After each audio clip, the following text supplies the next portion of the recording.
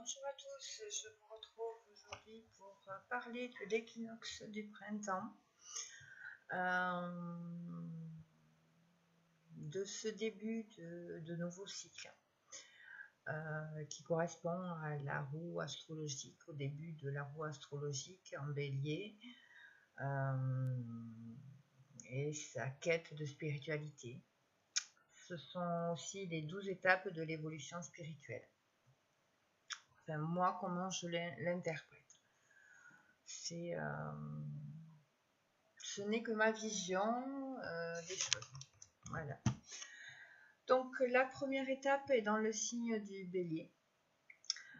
Comme vous l'aurez compris, on va le cycle, le début de cycle va commencer en bélier et se finir en poisson. Donc chaque année, nous faisons le tour du zodiaque, le tour des signes astrologiques, qui va amener certaines compréhensions, conscientisation et une élévation. Voilà, donc la première étape est dans le signe du bélier, du 21 mars au 20 avril.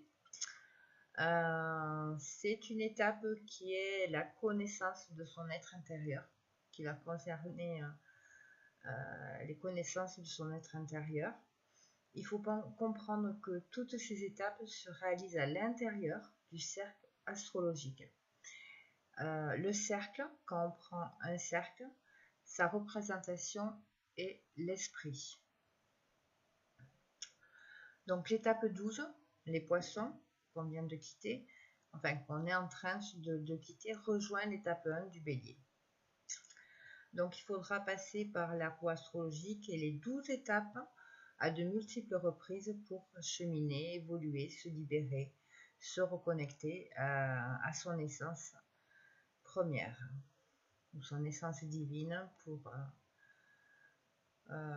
ceux qui ont certaines croyances. Le soleil défile sur les 12 signes du zodiaque chaque année.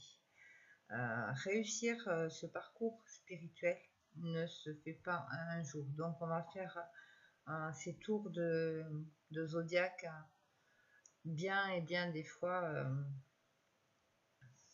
dans notre vie pour arriver à une certaine évolution.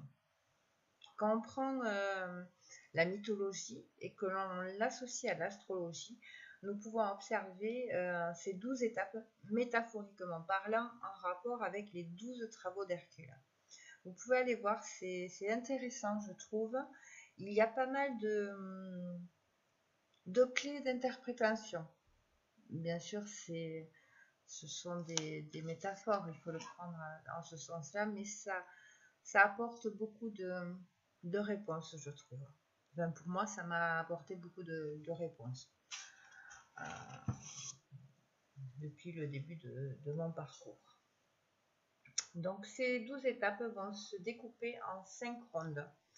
Je vous avais parlé dans une autre vidéo qu'il y avait en tout 5 rondes qui correspondent à peu près à 94 jours.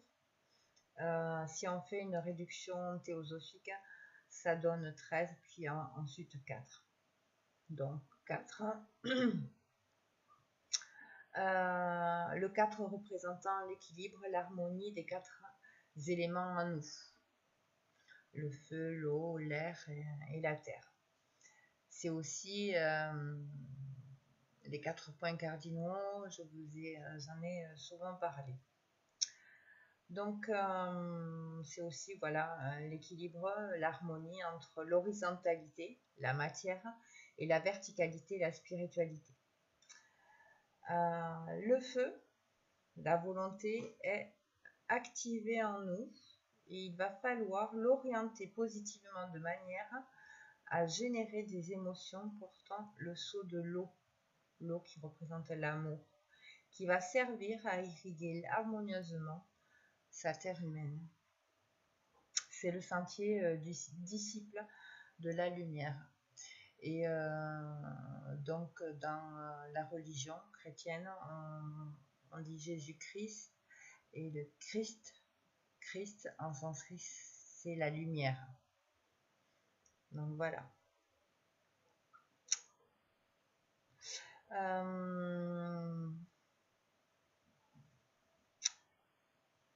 Ça s'adresse à qui?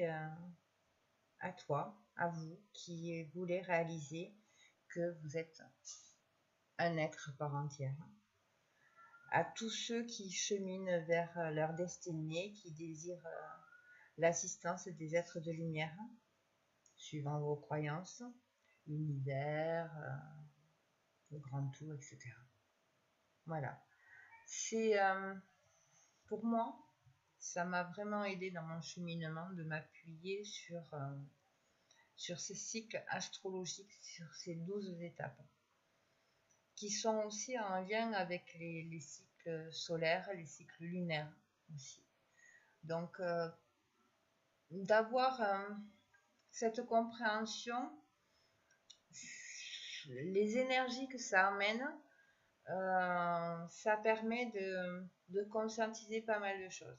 Voilà, c'est pour ça que j'ai décidé de faire des vidéos axées sur tout ça.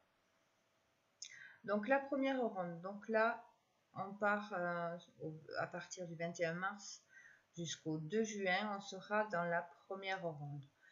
La première ronde, c'est l'élément feu qui va être à travailler, si on peut dire, ou qui va illuminer, inonder les graines d'un futur, on l'espère tous, radieux. Ça va être planté dans notre intellect, des graines qui vont inspirer intuitivement sur la manière de se découvrir intérieurement, découvrir nos mystères, les mystères de notre incarnation et plein de choses, de comprendre, de conscientiser.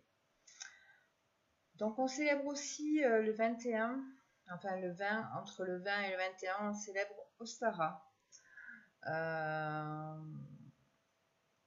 C'est le moment où le jour et la nuit sont exactement de la même durée.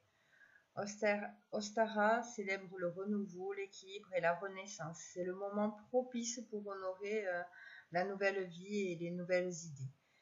C'est le moment où l'on débute un nouveau cycle solaire.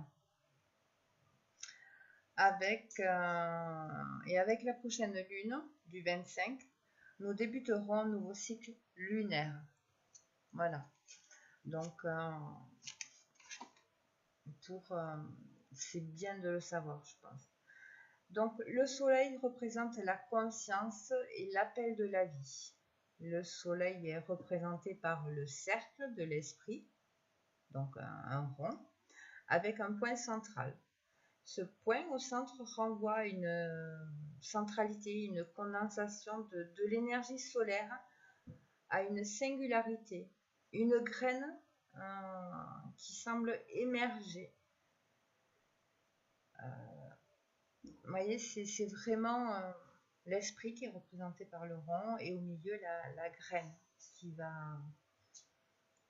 cette graine qui va faire émerger la lumière.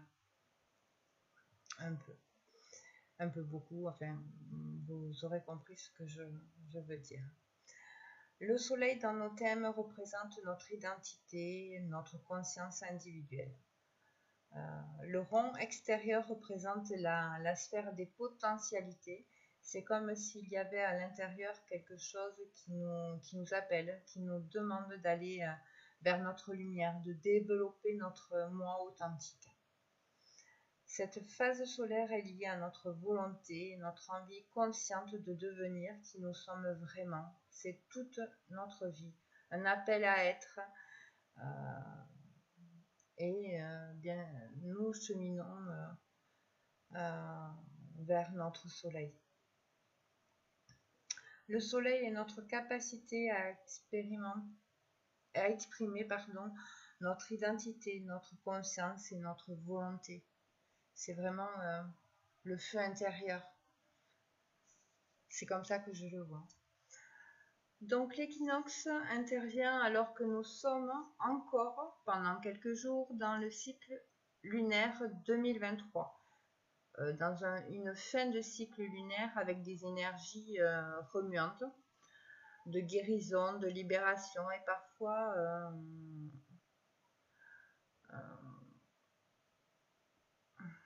suivant notre cheminement, notre travail, sur quoi nous avons travaillé, on peut faire de la résistance à garder ce qui ne nous convient pas ou qui n'est pas profitable à notre évolution. Et c'est à ce moment-là qu'il peut y avoir des moments désagréables, hein, des pertes, des chagrins. Cela peut prendre différentes formes suivant le ou les domaines dans lesquels il y a de la résistance au changement aussi. Ces énergies-là viennent se mêler aux énergies de renouveau, de renaissance, à notre conscience profonde, notre essence. Donc ça peut vraiment secouer pour certains d'entre nous, pour beaucoup d'entre nous, je dirais même. Il peut y avoir beaucoup de fatigue, de découragement, etc. de tout ça. Donc, je dirais que c'est vraiment nécessaire à ce moment de l'année de vraiment prendre soin de soi, de se poser, d'accueillir les émotions, ces émotions, de prendre le temps nécessaire à la réflexion, de ne pas se hâter, de ne pas trop être impulsif. De plus, nous sommes encore dans le portail du 3-3 qui se terminera le 30 mars. J'en parlerai un peu plus dans une autre vidéo où j'aborderai aussi l'éclipse solaire qui va avoir lieu en même temps que la prochaine lune du 25. Excusez-moi, il y a le petit qui n'est pas content. Donc voilà. Donc en attendant, prenez soin de vous, reposez-vous, donnez-vous, accordez-vous du temps nécessaire pour récupérer de ces énergies remuantes. Et puis, si vous avez pensé que cette vidéo peut aider, qu'elle vous a apporté quelque chose, un petit plus dont vous aviez besoin en ce moment-là, n'hésitez pas à liker, à partager, à vous abonner ou à laisser un petit commentaire, ça me fera plaisir. En tout cas, je vous remercie pour votre écoute et votre soutien et je vous dis à bientôt. Bisous!